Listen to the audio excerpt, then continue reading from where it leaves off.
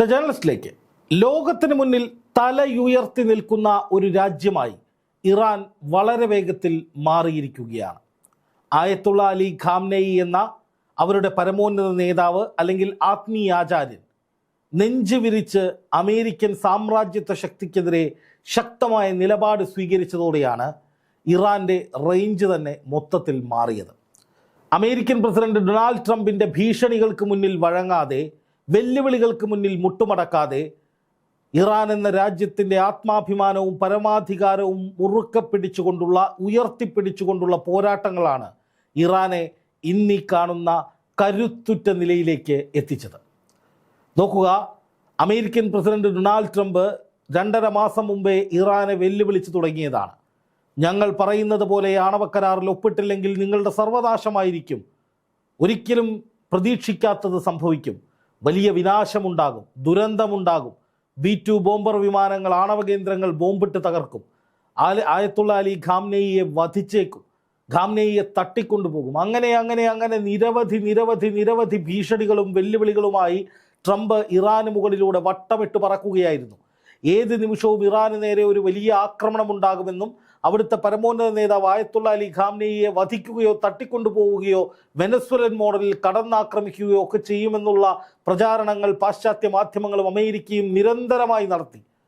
സ്വന്തം കാര്യം മാത്രം നോക്കുന്നൊരു ഭരണാധികാരി ആയിരുന്നുവെങ്കിൽ അവിടെ അമേരിക്കയ്ക്ക് മുന്നിൽ അടിയറവ് പറഞ്ഞ് അമേരിക്ക പറയുന്നതെല്ലാം ഒരു പാവയെപ്പോലെ ചെയ്തേനെ.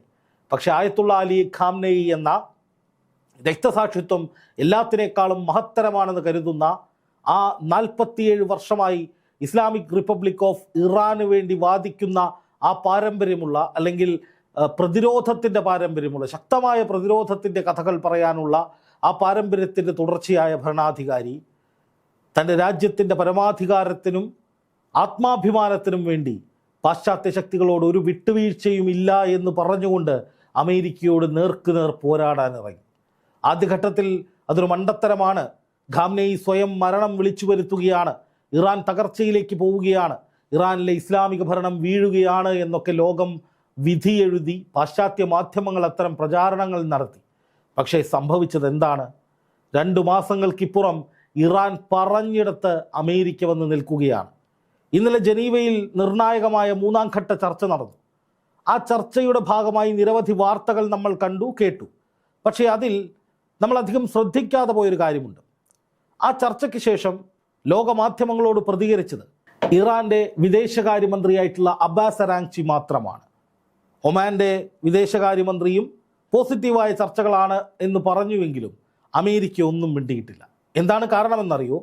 അമേരിക്ക ഇറാനോട് ആ ചർച്ചയിൽ അടിയറവ് പറഞ്ഞു. നിർണായകമായ വിവരങ്ങളാണ് ഞാനിപ്പോൾ പുറത്തുവിടുന്നത്. പല വിദേശ മാധ്യമങ്ങളും അന്താരാഷ്ട്ര മാധ്യമങ്ങളും വാർത്താ ഏജൻസികളും ഒക്കെ പരിശോധിച്ചപ്പോൾ അതിൽ ഒരു വരി കണ്ടു. ആ വരി നമ്മുടെ കേരളത്തിലെ പല മാധ്യമങ്ങളിലും അതിൻ്റെ ട്രാൻസ്ലേഷനായി വന്നിട്ടുമുണ്ട്, നിങ്ങൾക്ക് പരിശോധിക്കാം. അതിൽ പറയുന്നത് അമേരിക്കയുമായുള്ള ആണവ കരാർ ഉടൻ സാധ്യമാകും എന്ന് പറഞ്ഞത് ഇറാനാണ്. ഒന്നുകൂടി പറയുന്നു, അമേരിക്കയുമായുള്ള ആണവ കരാർ ഉടൻ സാധ്യമാകുമെന്ന് ഇറാൻ പറഞ്ഞു. എങ്ങനെയാണ് ഇറാൻ ഇത് ഉറപ്പിച്ച് പറയുന്നത്? അമേരിക്കയുമായുള്ള ആണവ കരാർ, അതെങ്ങനെയാണത് അങ്ങനെയാകുന്നത്? നേരത്തെ അമേരിക്ക പറഞ്ഞുകൊണ്ടിരുന്നത് എന്താണ്?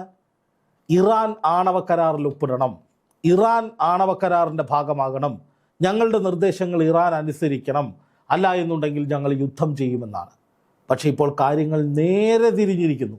ഇറാനാണ് പറയുന്നത് അമേരിക്ക ആണവ കരാറിൽ ഒപ്പിടുമെന്ന്. ആ ആണവ കരാർ ആരുണ്ടാക്കുന്നതാണ്, അല്ലെങ്കിൽ അതിലെ നിർദ്ദേശങ്ങൾ ആര് മുന്നോട്ട് വയ്ക്കുന്നതാണ്? അത് ഇറാൻ മുന്നോട്ട് വയ്ക്കുന്നതാണ് എന്ന് ഈ ഒരൊറ്റ വാക്കിലൂടെ വ്യക്തമായിരിക്കുകയാണ്. അതായത് ഞങ്ങൾ മുന്നോട്ട് വയ്ക്കുന്ന ആണവ കരാറിൽ അമേരിക്കയെ കൊണ്ട് ഞങ്ങൾ ഒപ്പുവെപ്പിക്കും, ഇതാണ് ഇറാൻ പറഞ്ഞതിൻ്റെ വാസ്തവം. അതുകൊണ്ടാണ് അമേരിക്ക നിശബ്ദമായിരിക്കുന്നത്. അമേരിക്കയുടെ പശ്ചിമേഷ്യൻ പ്രതിനിധിയായിട്ടുള്ള സ്റ്റീവ് ഇറ്റ്കോഫ് ഈ ചർച്ചയിൽ പങ്കെടുത്തു. പരോക്ഷ ചർച്ചയാണ്, പക്ഷേ അതൊരു നിർണായകമായ ചർച്ചയാണ്. ഇതുവരെ കഴിഞ്ഞ 2 ചർച്ചകളെക്കാളും മണിക്കൂറുകളോളം നീണ്ടു നിന്നൊരു ചർച്ചയാണ്. രാവിലെ തുടങ്ങിയ ചർച്ച ഉച്ച കഴിഞ്ഞും നീണ്ടു. അതിനുശേഷം അമേരിക്ക നിശബ്ദമായിരുന്നു. അപ്പം അതിൻ്റെ അർത്ഥമെന്ന് പറയുന്നത് അമേരിക്ക പറയുന്ന നിർദ്ദേശങ്ങൾ അതേപടി അനുസരിക്കാൻ ഞങ്ങൾ തയ്യാറല്ല എന്ന് ഇറാൻ തീർത്തു പറഞ്ഞു. അത് ആയത്തുള്ള അലി ഖാംനെയിയുടെ നിർദ്ദേശമാണ്. ആയത്തുള്ള അലി ഖാംനെയി നിലപാടിൽ ഉറച്ച് കത്തിക്കയറിയപ്പോൾ ഖാംനെയി കത്തിക്കയറി എന്ന് പറഞ്ഞാൽ അദ്ദേഹത്തിൻ്റെ വാക്കുകൾ കേട്ട് വന്നിട്ടുള്ള അവിടുത്തെ വിദേശകാര്യമന്ത്രി തങ്ങളുടെ നിലപാടിൽ ഉറച്ചു നിൽക്കുമ്പോൾ അമേരിക്ക ഞങ്ങൾക്ക് വേണ്ടി പലതും ചെയ്യേണ്ടി വരുമെന്ന് പറഞ്ഞു. അതിൽ ഏറ്റവും പ്രധാനപ്പെട്ടത് അമേരിക്കൻ കമ്പനികൾ ഇറാനിൽ വന്ന് നിക്ഷേപം നടത്തണമെന്നുള്ളതാണ്. രണ്ടാമത്തെ കാര്യമെന്ന് പറയുന്നത് ഞങ്ങൾ 60% യുറേനിയം സമ്പുഷ്ടീകരിക്കുന്നത് തടയാൻ കഴിയില്ല എന്നുള്ള വാദമാണ്. മൂന്നാമത്തെ കാര്യമെന്ന് പറയുന്നത് അമേരിക്ക ഞങ്ങൾക്ക് ഏറ്റവും പുതിയ യുദ്ധവിമാനങ്ങൾ നൽകണമെന്നാണ്. അങ്ങനെ ഞങ്ങൾ ലോകത്തിലെ വലിയ ശക്തിയാകും, അതിന് അമേരിക്ക കൂട്ടുനിൽക്കണം. നോക്കുക, ഇറാനെ തകർക്കാൻ ഇറങ്ങിത്തിരിച്ച ട്രംപിൻ്റെ അവസ്ഥ. ഖാംനെയി കത്തിക്കയറിയപ്പോൾ ട്രംപ് വട്ടപൂജ്യമായി പോകുന്ന കാഴ്ച, പുറത്ത് കാണിക്കുന്ന വീരവാദവും ഗർവവും ഒന്നും ആ യോഗത്തിൽ അമേരിക്കയ്ക്ക് മുന്നോട്ട് വയ്ക്കാൻ കഴിഞ്ഞില്ലെന്ന് മാത്രമല്ല, ആ യോഗത്തിലും ഇറാൻ പറഞ്ഞു ഏറ്റവും ഒടുവിൽ ഞങ്ങളെ ആക്രമിക്കാനാണ് നിങ്ങളുടെ ഭാവമെങ്കിൽ ഞങ്ങൾ ശക്തമായി തിരിച്ചടിക്കും. അതിൻ്റെ അർത്ഥം ഹോർമുസ് കടലെടുക്കടയ്ക്കും, ചെങ്കടലടയ്ക്കും, അമേരിക്കയുടെ വ്യാവസായിക കേന്ദ്രങ്ങൾ അടച്ചുപൂട്ടുന്ന നിലയിലേക്ക്, അമേരിക്ക ഉൾപ്പെടെ സാമ്പത്തിക മാന്ദ്യത്തിൽപ്പെട്ട് വലയുന്ന വിധത്തിലേക്ക്, എണ്ണ കിട്ടാതെ പെടാപ്പാടുപെടുന്ന അവസ്ഥയിലേക്ക് മാറുന്ന സാഹചര്യം അവിടെ ഉണ്ടാക്കും എന്നുള്ളതാണ് ഇറാൻ പറഞ്ഞതിൻ്റെ അർത്ഥം. അപ്പോൾ പലരും ചോദിക്കും, വെനസ്വേലയിൽ നിന്ന് ആവശ്യത്തിന് എണ്ണ അമേരിക്കയ്ക്ക് എടുക്കാമല്ലോ എന്ന്. അങ്ങനെ എണ്ണ അമേരിക്ക എടുക്കുകയാണെങ്കിൽ മറ്റുള്ള രാജ്യങ്ങൾക്ക് ഈ എണ്ണ മറച്ചുവിറ്റ് അമേരിക്ക എങ്ങനെ ലാഭമുണ്ടാക്കും? ഈ ഹോർമുസ് കടലിൽ കടച്ചാൽ എങ്ങനെ എണ്ണ ഇടപാടുകൾ അമേരിക്കയുമായി ഗൾഫ് രാജ്യങ്ങൾക്ക് നടത്താൻ കഴിയും? അപ്പോൾ സ്വാഭാവികമായിട്ടും അങ്ങനെയൊരു നീക്കം ഇറാൻ്റെ ഭാഗത്ത് നിന്നുണ്ടാകും.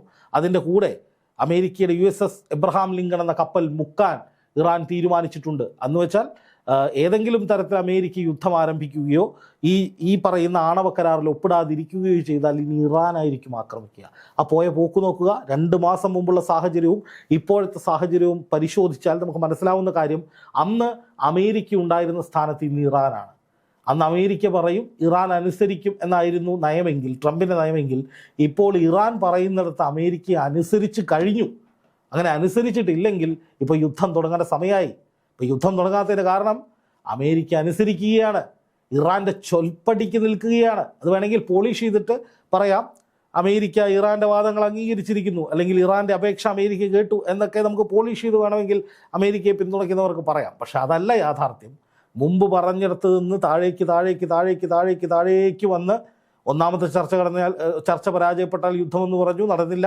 രണ്ടാമത്തെ ചർച്ചയിലേക്ക് പോയി, രണ്ടാമത്തെ ചർച്ച നടത്തി. ആ രണ്ടാമത്തെ ചർച്ചയും പരാജയപ്പെട്ടാൽ ഞങ്ങളുടെ ഈ അമേരിക്ക ചർച്ച പരാജയമെന്ന് പറയുന്നതിൻ്റെ അടിസ്ഥാനമെന്ന് പറയുന്നത്, ഞങ്ങൾ പറയുന്നത്, അമേരിക്ക പറയുന്നത് അംഗീകരിക്കാതിരുന്നാൽ ചർച്ച പരാജയപ്പെട്ടു. ഇതാണ് അമേരിക്കയുടെ ലൈൻ, എല്ലാ കാലത്തും അങ്ങനെയാണ്.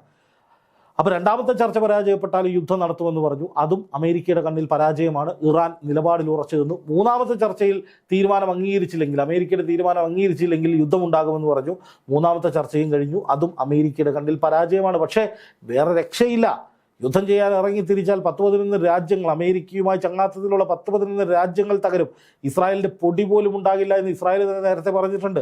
ഇസ്രായേലിലെ സൈനികരും അമേരിക്കയുടെ സംയുക്ത സൈനിക മേധാവിയും ഒക്കെ അമേരിക്കയ്ക്ക് മുന്നറിയിപ്പ് കൊടുക്കുന്നുണ്ട്, ഒരു തരത്തിലും യുദ്ധത്തിലേക്ക് പോകരുത്, നമ്മുടെ കയ്യിൽ ആവശ്യത്തിന് ആയുധങ്ങളില്ല, നമ്മുടെ കയ്യിൽ ആവശ്യത്തിന് പ്രതിരോധ മാർഗങ്ങളില്ല, നമ്മളുടെ കോടാനുകോടി എണ്ണിത്തിട്ടപ്പെടുത്താൻ കഴിയാത്തത്രയും കോടി വിലയുള്ള കപ്പലുകൾ കിടക്കുകയാണ് കടലിൽ, അതൊക്കെ പോയാൽ വലിയ പോക്കായിരിക്കും. അപ്പോൾ അതുകൊണ്ട് അങ്ങോട്ട് കയറി അടിക്കരുത് എന്ന് നിരന്തരമായ മുന്നറിയിപ്പ് ട്രംപിന് കിട്ടിക്കൊണ്ടിരിക്കുകയാണ്. അപ്പോൾ സ്വാഭാവികമായിട്ടും ട്രംപിന് ഇനി ഇറാൻ പറഞ്ഞത് അനുസരിക്കുകയേ നിർവാഹമുള്ളൂ. ചുരുക്കി പറഞ്ഞാൽ ഖാംനെയിയുടെ നയതന്ത്രപരമായ ധിഷണാശാലിയായ ഭരണാധികാരി എന്ന നിലയിലുള്ള തന്ത്രപരമായ വിദഗ്ധമായ നീക്കങ്ങൾക്കും നയതന്ത്ര ഇടപെടലുകൾക്കും മുന്നിൽ ട്രംപ് നിലംപരിശായിരിക്കുന്നു എന്ന ഈ നിമിഷം നിസ്സംശയം പറയാം. അതാണ് ഇപ്പോൾ ഈ ജനീവയിലെ ചർച്ചയ്ക്ക് ശേഷം ഉണ്ടായിരിക്കുന്ന, അല്ലെങ്കിൽ പറയാൻ കഴിയുന്ന ഏറ്റവും പ്രധാനപ്പെട്ട കാര്യം. ഇനി അങ്ങോട്ട് യുദ്ധം എന്നതിനെക്കുറിച്ച് അമേരിക്ക ചിന്തിക്കുക പോലുമില്ല. എത്രയും പെട്ടെന്ന് ഇറാൻ പറയുന്നിടത്ത് ഒപ്പുമിട്ട് കരാറ് നടപ്പായി എന്ന് പറഞ്ഞ് ഇറാനെ പിണക്കാതെ ഒരു സൈഡിൽ നിർത്തുക എന്നതല്ലാതെ അമേരിക്കയ്ക്ക് വേറെ വഴിയില്ല.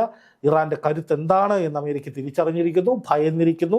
അതുകൊണ്ട് തന്നെ ഇനി ആ നിലയിൽ മുന്നോട്ട് പോകാൻ, ഇറാനെ വെല്ലുവിളിച്ചുകൊണ്ട് മുന്നോട്ട് പോകാൻ, അല്ലെങ്കിൽ വെല്ലുവിളി നടത്തിയാലും അത് പ്രായോഗികാർത്ഥത്തിലേക്ക് കൊണ്ടുവന്ന് ഇറാനുമായി സംഘർഷമുണ്ടാക്കി മുന്നോട്ട് പോകാൻ അമേരിക്ക തയ്യാറാകില്ല എന്ന് തീർച്ചയായിരിക്കുന്നു. അത് ഖാംനെയി എന്ന ഭരണാധികാരി ഒരു ലോക നേതാവായി വളർന്നതിൻ്റെ, ഇറാൻ എന്ന രാജ്യം ഒരു ലോകശക്തിയാണെന്ന് ലോകം തിരിച്ചറിഞ്ഞതിൻ്റെ, അമേരിക്ക തിരിച്ചറിഞ്ഞതിൻ്റെ കൂടി ഭാഗമാണ്.